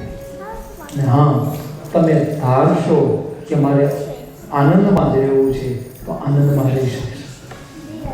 ગમે તેવી વિકટ પરિસ્થિતિઓ આવે છતાં પણ મારે ક્રોધિત નથી થવું, આ સંકલ્પ સિદ્ધ થઈ શકે. પણ ગમે તેટલા ક્રોધમાં રહેતા હોય હંમેશા ક્રોધમાં નહીં. ગમે તેટલો સ્વભાવ હિંસાનો સ્વભાવ હોય, હિંસક સ્વભાવ હોય, એ સદા હિંસા ન કરી શકે. એ ક્યાંક તો પ્રેમ કરે છે, કારણ કે પ્રેમ કરવો એ એનો સ્વભાવ છે. સિંહ ગમે તેટલો હિંસક હોય પણ એના બચ્ચાને પ્રેમ કરશે. સિંહ હરણના બચ્ચાને પકડે, સિંહ અને પોતાના બચ્ચાને પકડે, એમાં કેટલો પ્રેમ છે. જે મોઢેથી હરણના બચ્ચાને પકડ્યો અને ગળે, એ જ ગળે સિંહ પોતાના બચ્ચાને પણ પકડે, પોતાના બચ્ચાને જીવન આપે છે, હરણના બચ્ચાને મોત આપે છે અને હિંસા કરે છે. ગમે તેટલો હિંસક સ્વભાવવાળો જીવ પણ સદા માટે હિંસા રહી નથી શકતો, કારણ કે હિંસા એ જીવનો સ્વભાવ નથી. દયા એ જીવનો સ્વભાવ છે. તો બાપ, આ આનંદ, આ મસ્તી, આ અમલપણો આપણું ક્યાં થયું? ઈશ્વરયંશ જીવય વિનાશી ચેતનયમલ સહજ સુખ રાશી સો માયા બસ ભય ગોસાની. આ જીવ માયાને આધીન થયો, માયાએ આપણને ઘેરો. જન્મતાની સાથે અમુક દોષો એને સ્વતઃ વળગી દે છે, એનું સત્ય જતું રહે છે, એનું જ્ઞાન જતું રહે છે, એની સ્મૃતિ જતી રહે છે, અને બાપ આ સંસારના બધા દોષો એને વળગી જાય છે. જે જીવે ઈશ્વરને વચન આપ્યું હતું કે હે ઈશ્વર, મને તું માના ગર્ભમાંથી તું મને મુક્ત કર, હું કોઈ દિવસ તારું સ્મરણ ભૂલીશ, તને હું ભૂલીશ નહીં, એ જ જીવ જન્મતાની સાથે ઈશ્વરને ભૂલી જાય છે. અને આ ભૂલાવે છે એ છે માયા. વિવેકાનંદજીનો એક પ્રસિદ્ધ દ્રષ્ટાંત બાપ મારા માટે તો એક શાસ્ત્રરૂપ છે, હંમેશા માટે હું કહેતો હોઉં છું. વિવેકાનંદજી મહારાજ પેલા સિંહના બચ્ચાની કથા ખૂબ વારંવાર કહેતા કે એક નાનકડું એવું સિંહનું બચ્ચું જન્મતાની સાથે જ ઘેટાના ટોળામાં મળી. હવે એ ઘેટાઓ સાથે જ રહેવા લાગ્યું, ઘેટાઓ સાથે જ મોટું થવા લાગ્યું, એટલે એ ભૂલી ગયું કે હું તો સિંહનું બચ્ચું છું. ધીરે ધીરે હવે તો એ ઘેટાઓની ભાષા જ બોલવા લાગ્યો. એવામાં એક દિવસ એ ઘેટાઓનું ટોળું જઈ રહ્યું, એની વચ્ચે પેલું સિંહનું બચ્ચું પણ સાથે સાથે ઘેટાઓની જેમ જ ચાલે છે. સિંહની નજર પડી, મોટું ટોળું જઈ રહ્યું છે. સિંહે શિકાર કરવા માટે ત્રાણ નાખી પાછળ દોડ્યો. ઘેટાઓ દોડવા લાગ્યા, ઘેટાના ટોળા તો વિખાઈ ગયા. એવામાં સિંહે નજર કરી તો એની જાતનો એક ભાઈ જઈ રહ્યો છે. આપણે ન કે ભાઈ તું આ ક્યાં આવી તું જો આપણો જાત થાય છે, તું રઘુવંશીનું સંતાન છે. તો બાપ એને ઘેટાને જતા પહેલા ઓલા પોતાના જાતભાઈને લીધો, એને પકડ્યો અને પેલા બચ્ચાને કહે છે પેલું બચ્ચું ભાગવા લાગ્યું, હું તને મારવા નથી આવ્યો, હું તો તારા સ્વરૂપને હું તને ભાન કરવા માટે આવ્યો છું. તું કોણ છે તને ખબર છે?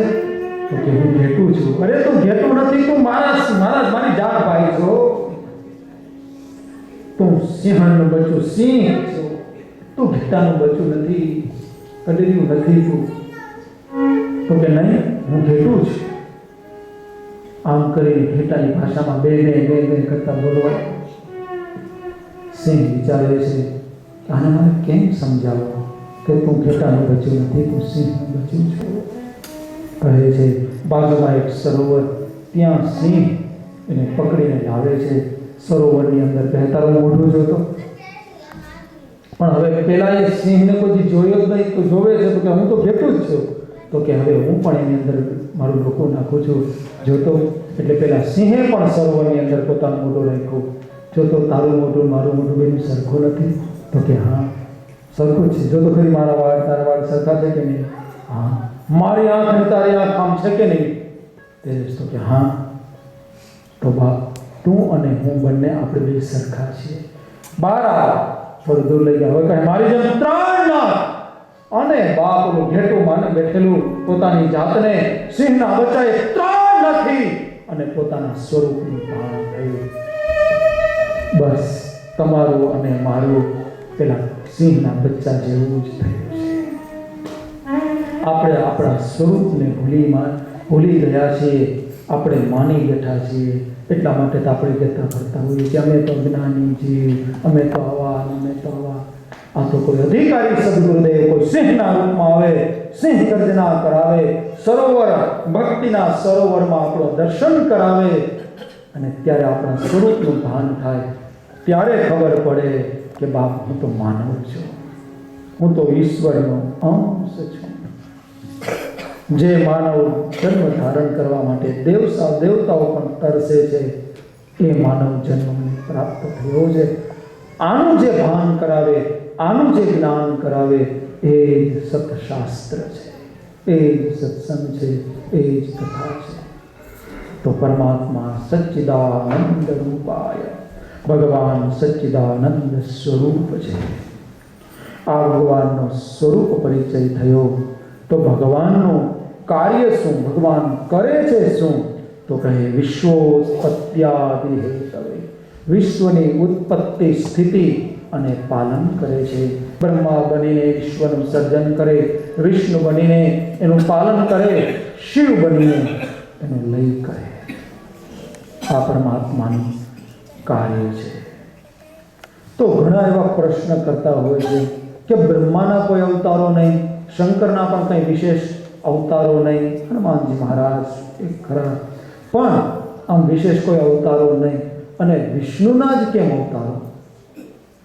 લગભગ બધા તમે જો વિષ્ણુના જ અવતાર, કુર્મ, કચ્છ, વરાહ, રામ, કૃષ્ણ, મોહિની, ધન્વંતરી, વ્યાસ, આ બધા ભગવાનના જ વિષ્ણુના જ અવતારો, અને બ્રહ્માદિક દેવતાઓના કોઈ અવતારો કેમ નહીં?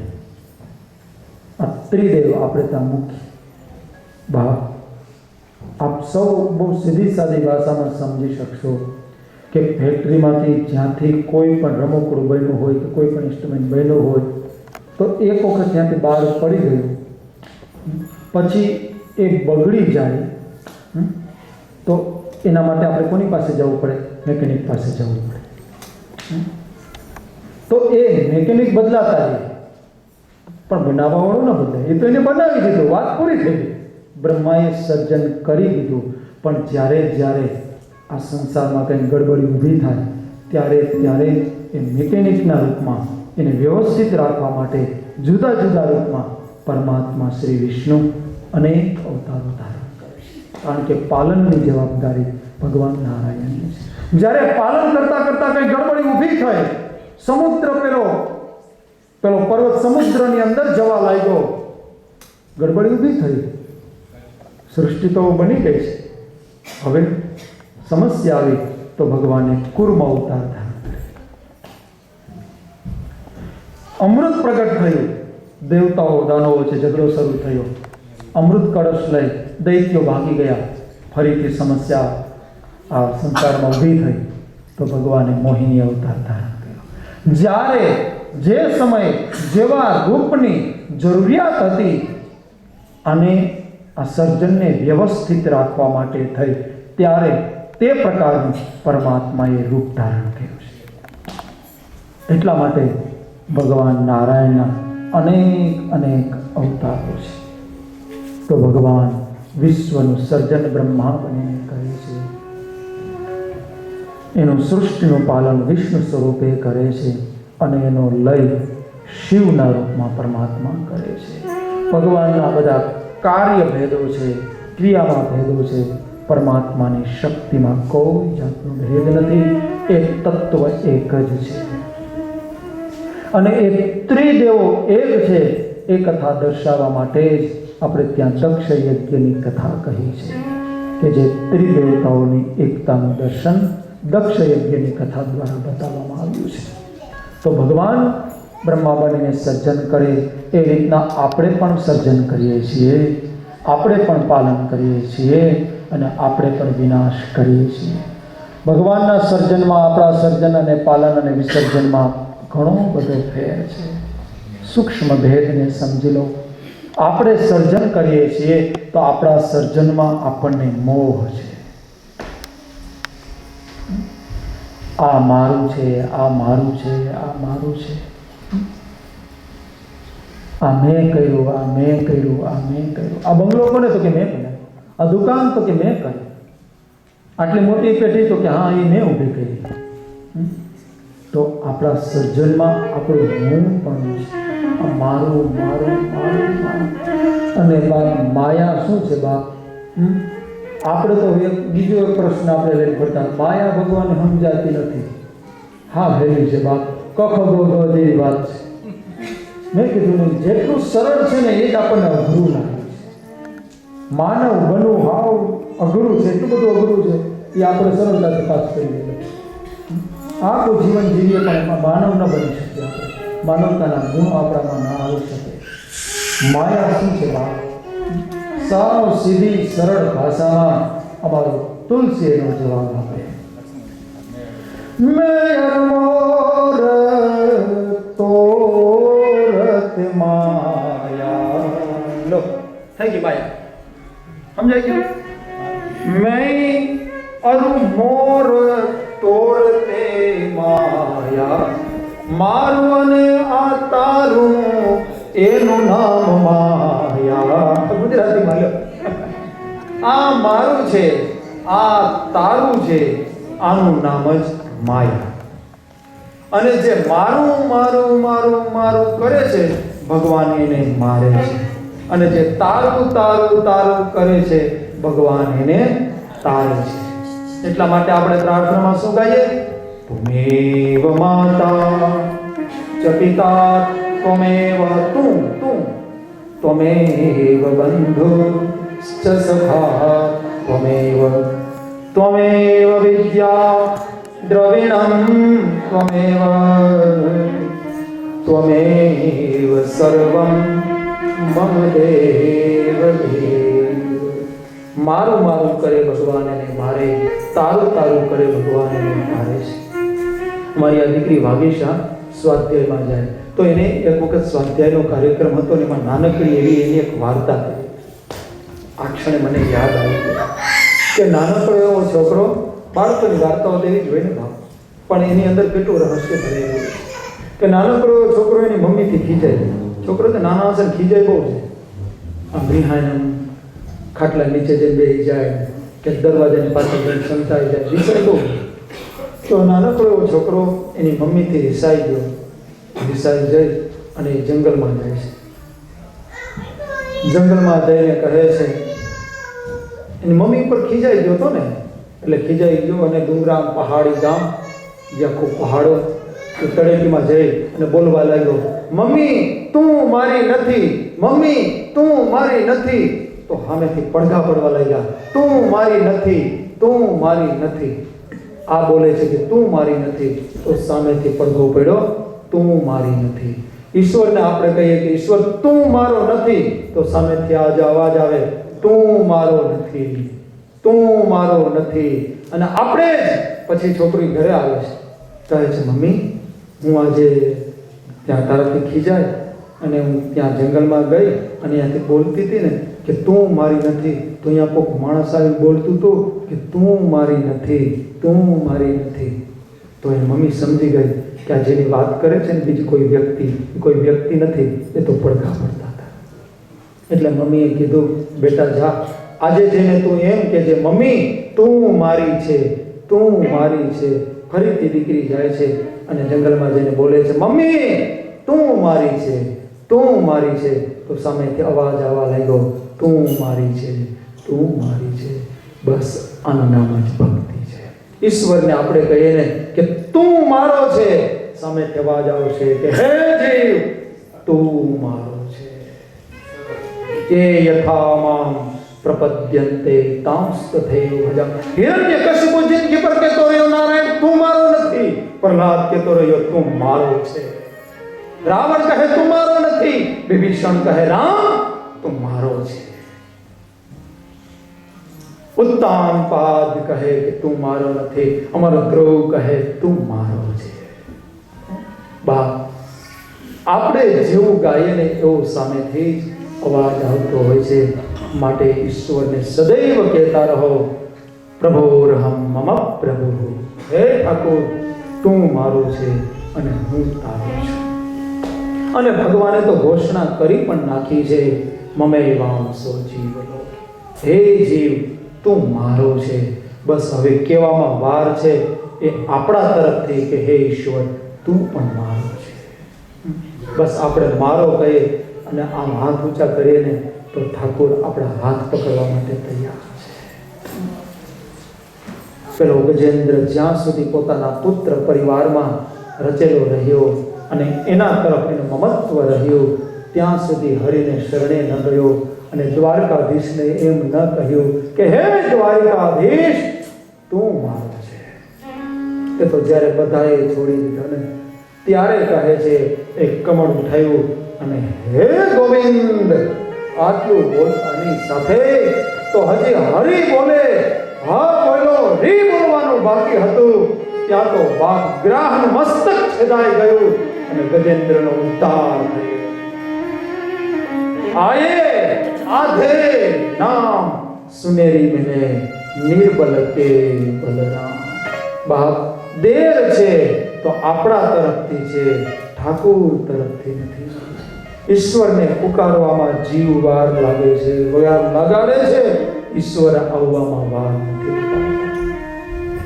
દ્રૌપદીએ કૃષ્ણને પુકારવામાં વાર લગાડી છે, મારા ઠાકુરે આવવામાં વાર નથી લગાડી. ઓ તો વસન રૂપ ભય શ્યામ. મારા ઠાકુરે સાડીનો અવતાર. કોઈ કહે કૃષ્ણ આવી દ્રૌપદીના ચીર પૂર્યા.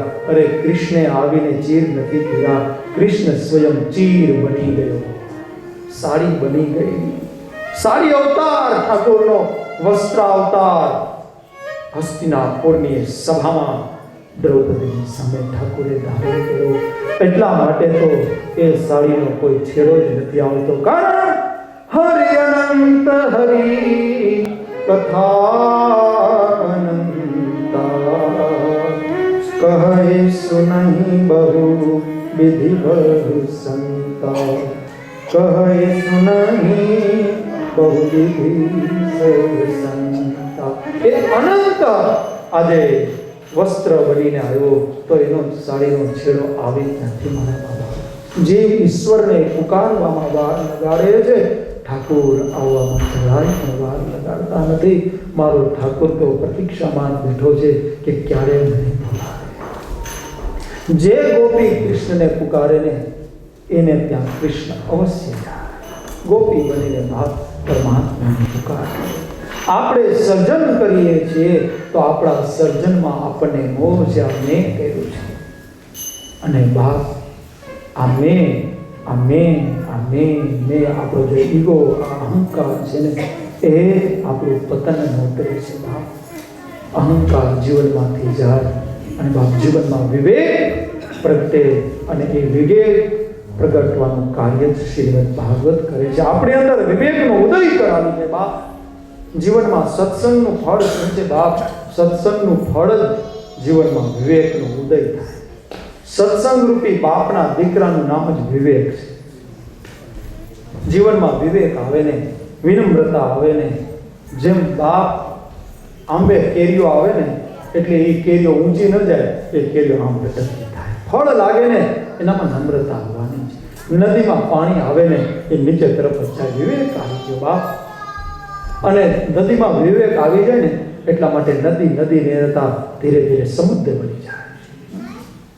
એને કેટલું એક નાનકડું ઝરણું સમુદ્રમાં ભળી જાય, મહાસાગર બની જાય. આ જીવ ઈશ્વરમાં ભળી જાય, ઈશ્વર બની જાય. બાપ, સત્સંગ આપણા જીવનમાં વિવેકને જન્મ આપે છે. એક મંત્ર તુલસીને લઈને, વ્યાસને લઈને કેવો આનંદ આવે. ક્યારેક અયોધ્યામાં, ક્યારેક મથુરામાં, ક્યારેક ગોકુલની ગલીઓમાં, તો ક્યારેક એ ચિત્રકૂટમાં ફરતા હોય ભાવ, તો આનંદ આવે. બિनु સત્સંગ વિવેક રામ કૃપા બિनु સુલભ સો. બિनु સત્સંગ વિવેક હો, રામ કૃપા બિनु સુલભ સોઈ. મંગલ ભવન અમંગલ હારી, દ્રવ સુદશરથ અજીર વિહારી. જીવનમાં સત્સંગ વિવેકને જન્મ આપે. સત્સંગ હરિ ભજન કરતા કરતા જીવનમાં વિનમ્રતા ના આવે, વિવેક ના આવે, તો સમજો હજી સુધી મેં સત્સંગ કર્યો જ નથી.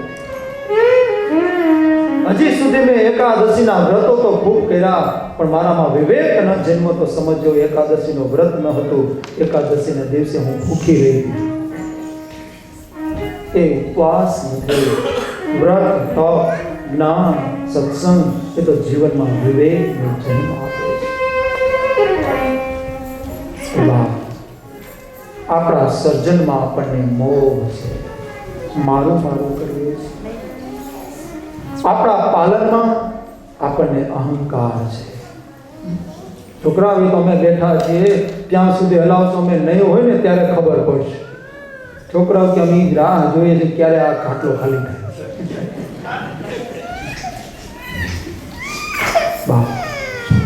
સર્જનમાં આપણને મોહ છે, પાલનમાં આપણને અહંકાર છે. એ હું કરું, હું કરું, એ જય જ્ઞાનતા, એ જય. ક્યારેક મીરા, ક્યારેક નરસિંહ, ક્યારેક તુલસી, ક્યારેક વ્યાસ, ક્યારેક નાનક, ક્યારેક આ. કેવો આનંદ આવે બાપ. તમારા બધાના ચહેરા જોવો ને તો આપણા કાઠિયાવાડી ચહેરા લાગે છે ને, મજા આવે. નરસિંહને યાદ કરવો છે ને, આપણે જુનાગઢમાં જવું જોઈએ બાપ. ગિરનાર તળેટીમાં ઘુમરા મારવા છે. કાઠિયાવાડી વક્તા હોય, કાઠિયાવાડી શ્રોતા હોય, અહીંયા નરસિંહ સુદામાનો જલારામ ના આવે તો કથાસાની બાપ. અને બાપા જલારામને ગાયલો, નરસિંહને ગાયલો, મીરાને ગાયલો, અને બાપ સુદામાને ગાયલો, તો લગભગ બધું આવી જાય. આપણું કાઠિયાવાડમાં ફરી લો એટલે ક્યાંય જવું ન પડે. આવું એ હું કરું, હું કરું. આ નરસિંહ નથી બોલતો, એની અંદર બેઠેલો જ્ઞાન સ્વરૂપ પરમાત્મા બોલે છે બાપ. હે જય જ્ઞાતા, શકટનો ભાર જે શ્વાન તાણે. હે હું કરું, કેવું સરસ દ્રષ્ટાંત આપી દીધું. ગાડાની નીચે કૂતરું જતા, ગામડામાં રહ્યા હોય ખબર પડે. ગાડાની નીચે કૂતરું હાલ્યું જતું હોય, પૂંછડી અંદર રાખીને, અને કૂતરાને એમ થાય કે બાપ આ ગાડું હું હલાવું. બસ લગભગ આપણા બધાનું પેલા પુત્ર જેવું જ છે. ગાડા આપણે હલાવતા નથી, ગાડા એની મેળે હાલી રહ્યા છે.